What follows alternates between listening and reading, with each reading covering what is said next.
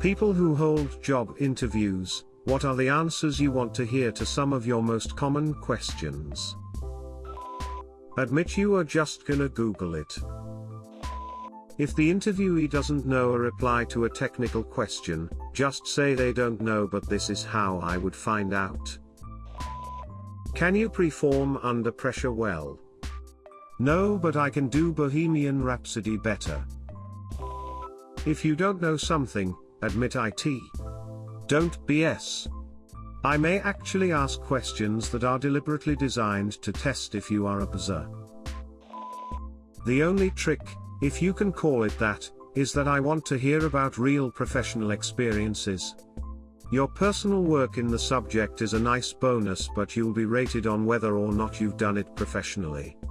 Also, that you don't use the same examples for multiple questions, even though it fits both. Tells me your experience on those subjects is pretty narrow. If you are invited for the interview, your resume has already been looked over and it seems like you would be able to do the job.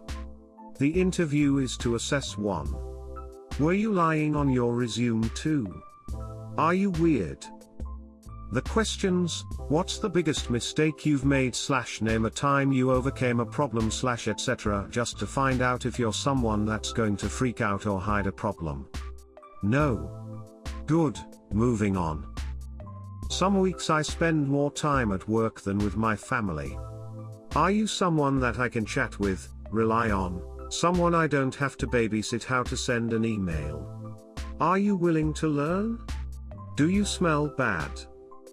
The interview is all about personality.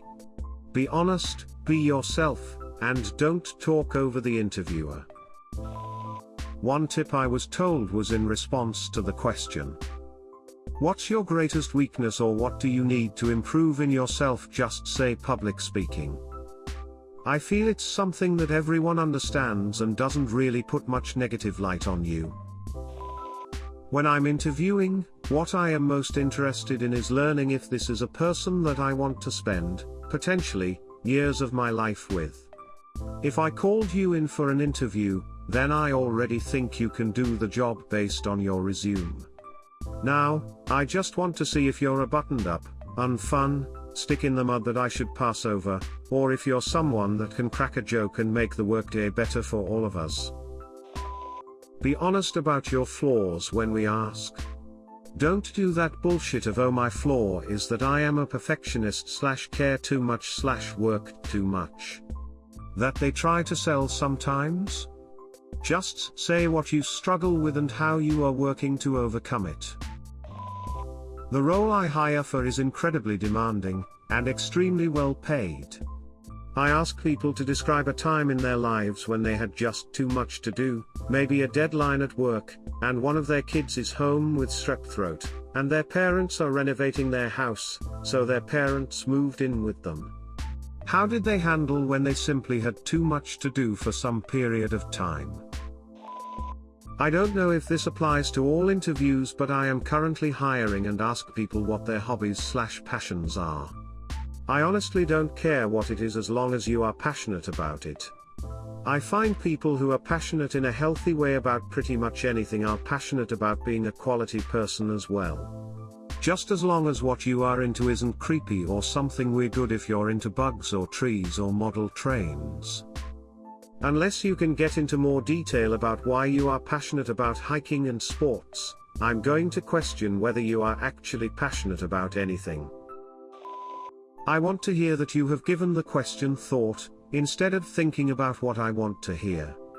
I have no interest in working with people who are more concerned about what I think of them than they are with the actual job at hand. I want to know a terrible experience you've had with a customer and how you handled it. This might not be true for all employers, but I want honesty. I can't stand when someone throws a softball and crushes it out the park. I'd rather hear there was one customer who was yelling at me. I had to get the manager because I couldn't do anything. I'm polite, but I'm still a person who deserves to be treated with respect. Don't tell me how you got kicked around with a happy smile, went out your way, and didn't want to punch their head in. I know you're lying. I hire business analysts and project managers for ops side, as opposed to tech side in the investment management world.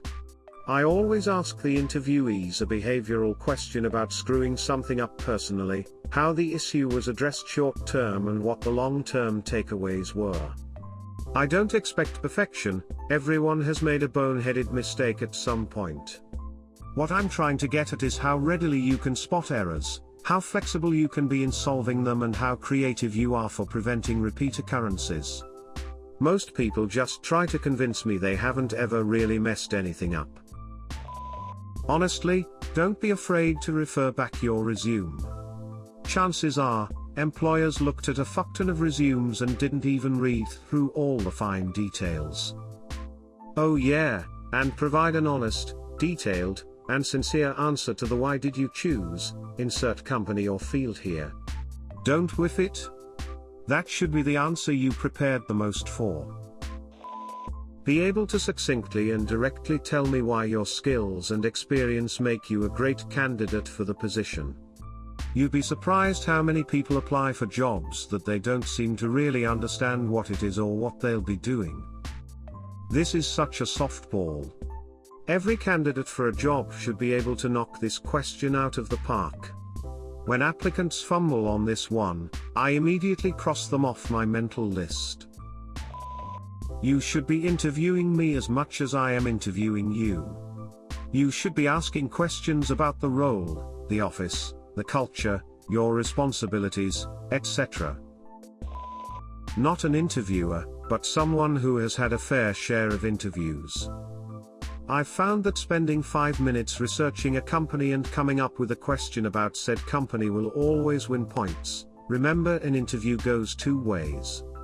I've also found companies have offered me higher than advertised salary packaging because I practically interviewed the company. If you are ever stuck in a pinch trying to think of a question to ask, a great one is, can I see the office space? Basically asking to look at the environment you will be working in. Again, you are interviewing the company as well as they are interviewing you. Truth.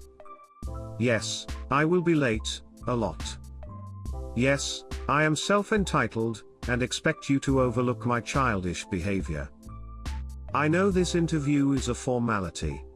Just tell me when I'm starting. Why yes, I will be an HR nightmare in 4 months. I'm waiting for a reason to sue your company too. Are you taking this job because you need it, or because you want it? I like to hear both. I don't want to hire someone who doesn't need the job, and I won't hire someone who doesn't want to work there.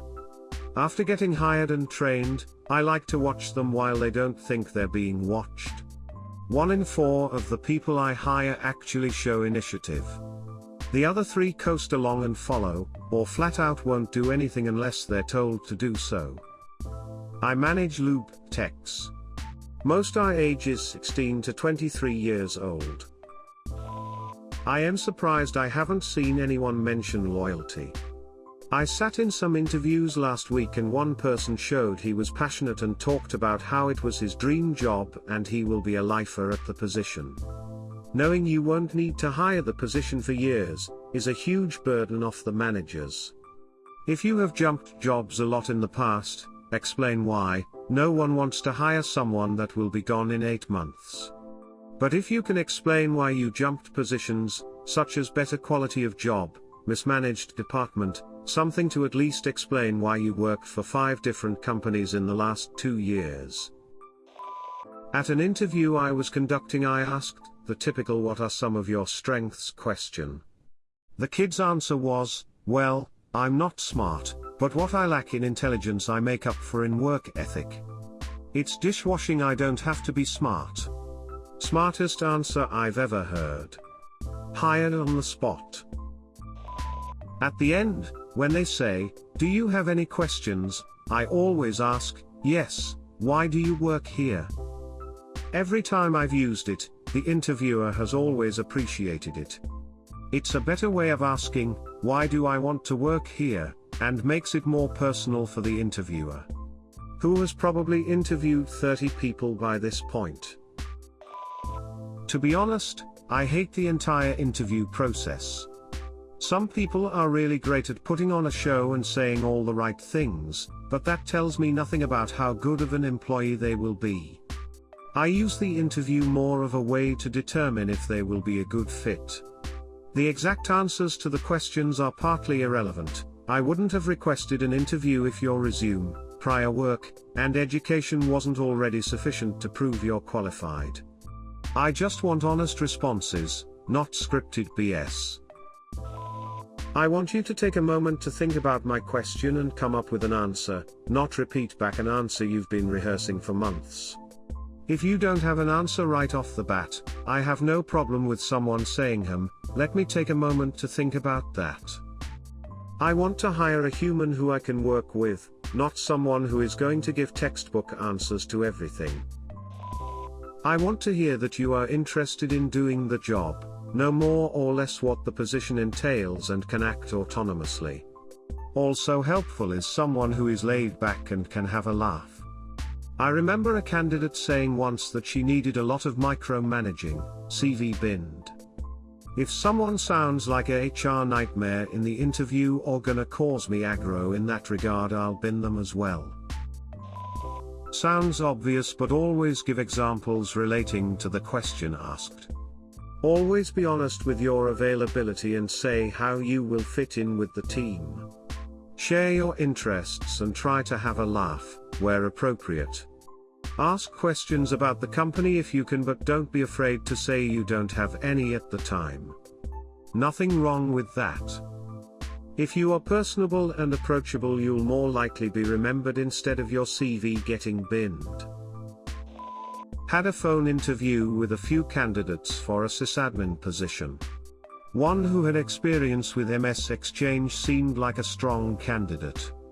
I asked him if he'd done a migration from the version we were on to the latest version, as we were considering doing the migration. When he came in for the face-to-face interview, he'd researched the migration process, printed materials with step-by-step instructions and gave it to me at the start of the interview. He said I could keep it and hoped it would help us with our upcoming migration. It did help, but not as much as hiring him to do it. Smile. As a person who has been interviewing for the past few months, the questions you ask as a job seeker are equally important. The employee/employer relationship is a two-way street. You should be interviewing the company as well. Some of the questions I ask, if not already covered in the interview. What are the typical daily activities for the position? Schedule. What qualities would you like to have in the next person filling this position? Is this a new position? Where did the last person holding the position go? Who would be training me and how will they do it? What are the main goals for this position? What are the challenges in this position/department? How does this position grow? Is there room for advancement?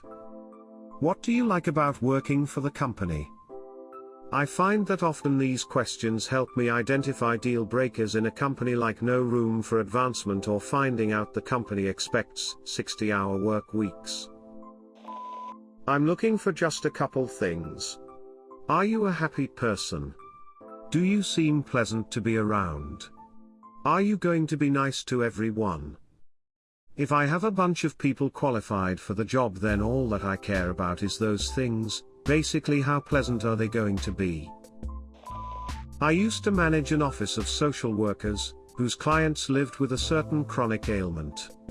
To make sure I wasn't going to hire people who would look down on our clients with prejudice, one of my questions was like this. Name of agency, has very diverse clientele. You would be working with people from many different economic, religious, and ethnic backgrounds. Our clients vary greatly in their sexual orientation, gender identity, relationship statuses, and more. How do you feel about that? Okay, no problem, and that's fine. Were the most popular, and all perfectly acceptable, responses. One applicant gave a lengthy response, along the lines of I would have no problem with working with people of different orientations, because even if I feel it is wrong, God commands me to love my neighbor, and I would not have a problems working with someone, especially if I could encourage them to find a way to reduce their sin. While this was not the response I wanted to hear usually, I did want to hear it in this case, because that person would not have done well with many of our clients, or me, for that matter.